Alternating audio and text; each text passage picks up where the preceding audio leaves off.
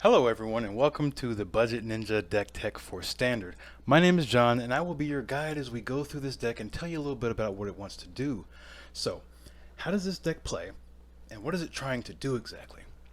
This is a tempo-y, aggro, or aggressive kind of deck that wants to beat up opponents with small creatures and also squeeze out some repeatable value by sneaking in the attacks like real ninjas do, and outvalue opponents by setting them back and trying to control the board in your favor.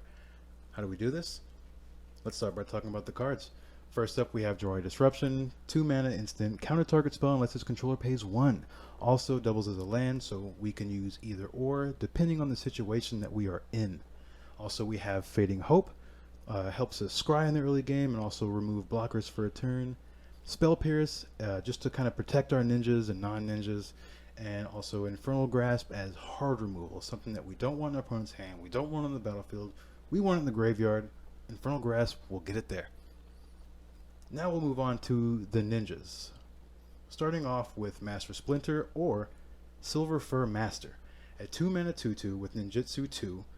Ninjutsu abilities you activate cost 1 less to activate. Other ninjas and rogue creatures you control get +1/+1. Amazing card. It's our lore, that's why it's in the deck. Next ninja we'll talk about is Moon Circuit Hacker, 2 mana 2/1 with Ninjutsu 1, very cheap. Whenever this card deals combat damage to a player, you may draw a card. If you do, discard a card unless Moon Circuit Hacker entered the battlefield this turn. A lot of times you're not going to have to discard the card because the way ninjas want to play is by getting that repeatable value that I was talking about. The way you do that is by sometimes picking your ninjas back up and replaying them again. So this one is your card draw ninja. And moving on to Removal Ninja and Dokuchi Silencer. I really hope I'm saying that right. Sorry if I'm wrong, but this is a 2 mana 2/1 with Ninjutsu 2. Whenever this card deals combat damage to a player, you may discard a creature card. When you do, destroy a target creature or planeswalker that player controls. This is the only card in our deck that actually specifically can deal with a planeswalker, so we definitely need it. And also with this card, with Infernal Grasp, we have 6 ways of actually removing a threat instead of just bouncing it to the hand. Next, we'll talk about Prosperous Thief, a 3 mana 3/2 with Ninjutsu 2. Whenever a ninja or a rogue creature you control deals combat damage to a player, create a treasure token. So this card, I might actually remove it. Most of the time we don't really need the extra treasure. I would say if you are going to run this card, run it if you have a top-end finisher in your version of the ninja deck. I've seen people playing that one, what's it called? Junji Mid-Sky, the 5 mana 5/5 dragon flying creature. When it dies, I'll put it up on the screen. I'll find a picture, put it up here so you can actually see for yourself. That's probably a good finisher. It is a mythic, so it didn't really go with the deck. Plus, I wanted to kind of keep it lower curve and just keep it more, I don't know, ninja-y. Yeah, right. But yeah, so I would say cut the card if you aren't running a top-end finisher, and maybe just go up on some removal, add another silencer, another grasp. Last but not least, we have Moon Snare Specialist, a 3 mana 2/2 with Ninjutsu 3. By far our most expensive ninjutsu activation that we have in the whole deck, but probably one of the most important, at least in my opinion. When it enters the battlefield, return up to 1 target creature to its owner's hand. So this is another way of out-tempoing your opponents, setting them back a turn. So now we're going to talk about our non-ninjas, and specifically in Soaring Thought Thief. 2 mana 1/3 flash flying human rogue. Yes, not ninja. As long as opponents have 8 or more cards in their graveyard, rogues you control get +1/+0, and whenever 1 or more rogues you control attack, each opponent mills 2 cards. The milling thing, sure, there is another card that can there's another card in the deck that can enable a little bit, but not really the main game plan. Mainly just kind of tilts the opponents out and maybe make some mistakes. So Ninjas, you want early evasive creatures that can come down early and get in and get the ball rolling on your ninjutsu effects. And one card that helps us out with that is Merfolk Windrobber, a 1 mana 1/1 flyer. When it deals combat damage to a player, that player mills a card. Also, you can sacrifice it and draw a card if opponent has 8 or more cards in their graveyard. So dropping this early and backing it up with a Soaring Thought Thief, that's going to happen. So later on in the game, you can actually get this back into your hand with ninjutsu, or you can leave on the battlefield, sack it, and draw a card if you need it. Another great one is Network Disruptor, a 1 mana 1/1 with flying, and when it enters the battlefield, tap target permanent. Amazing card. Comes down early, it can tap an opponent's land, it can get in, get your ninjutsu going, and recast. A lot of times during your post main phase, maybe your opponent's holding up removal, or you suspect they are. You can tap their land, or you can tap a blocker down to make sure that you can get through. Fantastic card. Also, Glasspool Mimic, kind of like Jwar Disruption, doubles as a land if we need it, but also a 3 mana shapeshifter rogue that can enter the battlefield and copy a creature is amazing, especially when we're running 8 lords in the deck with Silverfire Master and Soaring Thought Thief. Those are your main targets for Glasspool Mimic. That's where you get the most value. Sure, you can copy some of your rogues and non-rogues if you need to, but the best value you can get out of this card is by copying one of your lords and getting it. Let's see. So next up is mana. So we're running a lot of basics. This is budget. There's no rares or mythics in this deck. So for that reason, we're running Dismal Blackwater. Enters the battlefield tapped. You also gain a life, but taps for any color that you will need in this deck, which is blue or black. And we're also running Secluded Courtyard. Enters the battlefield, choose a creature type. It taps to add 1 colorless mana, or also you can tap it to add 1 mana of any color. Spend this mana only to cast a creature spell of the chosen type, or activate an ability of a creature or creature card of the chosen type. So yeah, so pretty much your non-creature spells, you're not going to be able to cast your Fading Hope or anything off of this because it is going to be colorless, but it will cast your whatever creature that you name, your ninjas, your rogues, whatever you name. Sometimes we do name rogues. Big thing is it does come in untapped. But yeah, that's the deck in a nutshell. We went over game plan, a little bit of strategy. Now all that's left is for me to get in a few games and let you see the deck in action. So let's jump right in. And as always, like if you like the video, subscribe if you haven't, and if you want to see more. Thank you so much. Let's get into it.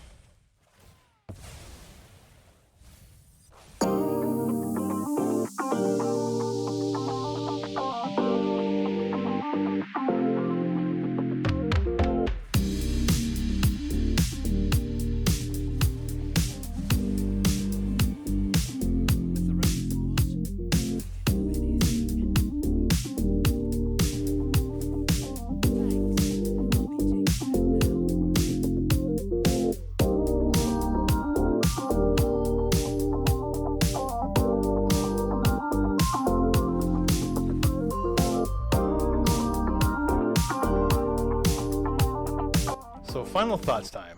Overall, I actually went 2 and 2 with the deck. You're only going to see maybe 2 or 3 on the video just to keep it short. But look, this deck was so much fun. It was amazing to play, and I definitely recommend that you give it a shot. It offers a fun and different play style, and it's also upgradable. As you're playing and collecting more wild cards, you can start putting some real power on the deck with cards like Biting Palm Ninja, who adds another layer of disruption. There's Thousand Face Shadow, copies your ninjas. You also have Kaito Shizuki, I really hope I'm saying that right, giving you extra value by letting you draw more cards and drop more ninjas onto the battlefield. But the deck, how it is so nice. We got Moon Snare Specialist, giving you repeatable tempo, bouncing your opponent's creatures. Silver Fur Master, pumping your ninjas. Soaring Thought Thief, pumping your enablers, letting you get in free damage. It was just so much fun. If you want an aggro deck that makes you feel like a control player, this is the deck for you. Well, those are my thoughts. I think the deck is amazing. You should play it. It's budget. It's very easy on your wild cards, so you're not really losing much at all. But that's all for this video. Sub if you want more. Comment, leave a like if you like the video. And as always, thank you so much for watching my ninjas.